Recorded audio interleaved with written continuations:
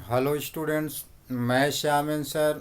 आज मैं आप लोगों को शून्य कोटि की अपक्रिया का समीकरण, समकालिक समीकरण जिसे कहते हैं, इसके बारे में बता रहा हूँ।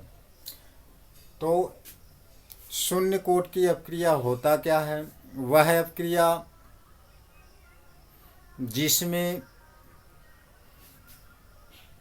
अभिकारक के किसी अणु की सांद्रता में परिवर्तन न हो, उसे क्या कहते हैं? शून्य कोटि की अपक्रिया। या ऐसी अपक्रिया जिसमें अपक्रिया की दर अभिकारक के शून्य घात पर निर्भर करता है, उसे क्या कहते हैं? शून्य कोटि की अपक्रिया। मान लीजिए कोई समीकरण है जिसमें रिएक्टेंट से क्या बन गया? अभिकारक R से प्रोडक्ट बन गया। तो इस रासायनिक अपक्रिया के लिए जो है अपक्रिया का वेग क्या होगा? तो रासायनिक अपक्रिया के लिए अपक्रिया का वेग, तो अभिकारक के लिए माइनस में लिखते हैं, तो यह हो गया del R upon del T, del R upon del T.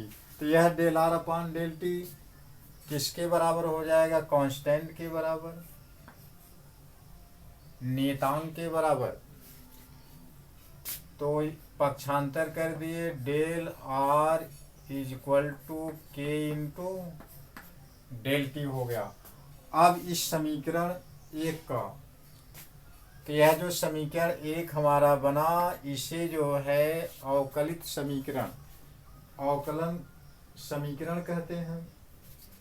अब इस समीकरण का समाकलन लेंगे। समाकलन करने पर यह हुआ माइनस समाकल del R is equal to K into समाकल डेल टी। तो माइनस इसका समाकलन क्या हुआ? डेल R ही हुआ। तो R क्या है? जो बड़े कोष्टक में लिखा गया है, यह R इस अभिकारक रिएक्टेंट की क्या है? मोलर सांद्रता है। तो माइनस डेल R का समाकल R हुआ is equal to K into del T का टी हो गया। इसका मतलब अवकलन हटा, तो समाकलन में चेंज हो गया। अब यहाँ पर जो है समाकल कांस्टेंट C प्लस C कर दिया गया।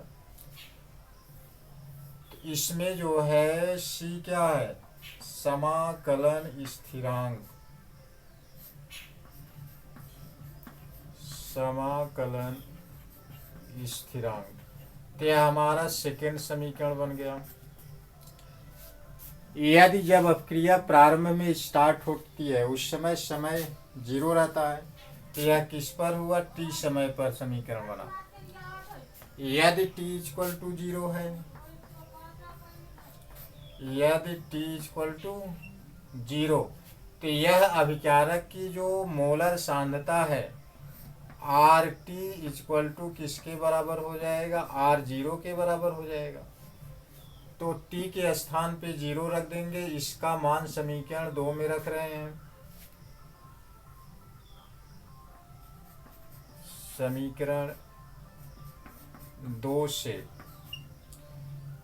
क्या हो गया? Minus R zero equal to K गुणे जीरो प्लस टी हुआ। तो यह पूरा पद जीरो हो गया। यह टी किसके बराबर हो गया? माइनस आर जीरो के। तो टी इक्वल टू हमारा आ गया C। तो C इक्वल टू किसके बराबर हो गया? माइनस आर जीरो को। तो अब यह आर जीरो का मान किस समीकरण में C के स्थान पे रख देंगे? सेकेंड समीकरण में। तो C equal to minus R zero समीकरण 2 में रखने पर इसका मान समीकरण 2 में रखेंगे। समीकरण 2 क्या है? Minus R t is equal to K t plus, अब यहाँ पर जब रखेंगे तो प्लस माइनस हो जाएगा, माइनस आर जीरो। अब इसे पक्षांतर करके इस साइड में कर दे रहे हैं, तो R zero minus R t is equal to किसके बराबर हो गया? के टी को। तो इस टी को पक्षांतर कर दे रहे हैं, तो के इज इक्वल टू हो गया R zero minus R t upon t के बराबर। यदि जो है अभिकारक की सांद्रता, कौन सांद्रता? प्रारंभिक सांद्रता ए है, और टी समय बाद उसकी यक्ष सांद्रता विकटित हो जाती है। कितना बचा? ए माइनस एक्स बचा। यदि प्रारंभिक सांद्रता, प्रारंभिक सांद्रता क्या है? आर जीरो है। आर जीरो का मान कितना लिया जाए? ए लिया जाए, और टी समय बाद विघटित सांद्रता कितना हो जाएगा? यदि विघटित सांद्रता यक्स हो तो टी समय बाद सांद्रता कितना हो जाएगा? R t is equal to a minus x.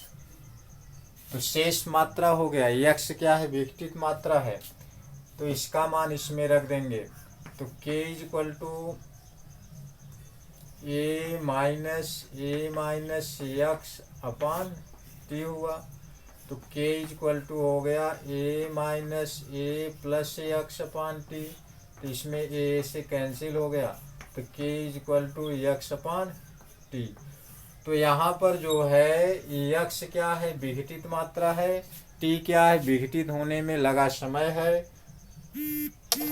और के क्या है? विघटन स्थिरांक कहिए या वेग स्थिरांक कहिए। तो विघटन स्थिरांक या वेग स्थिरांक के है, और टी क्या है? विघटित होने में लगा समय है, और यक्स क्या है? हमारा विघटित मात्रा है। तो यक्स इक्वल टू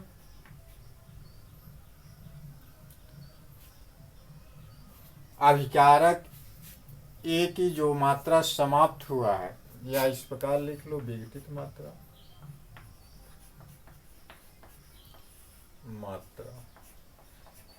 तो यह हमारा जो है शून्य कोट की अपक्रिया का समीकरण है।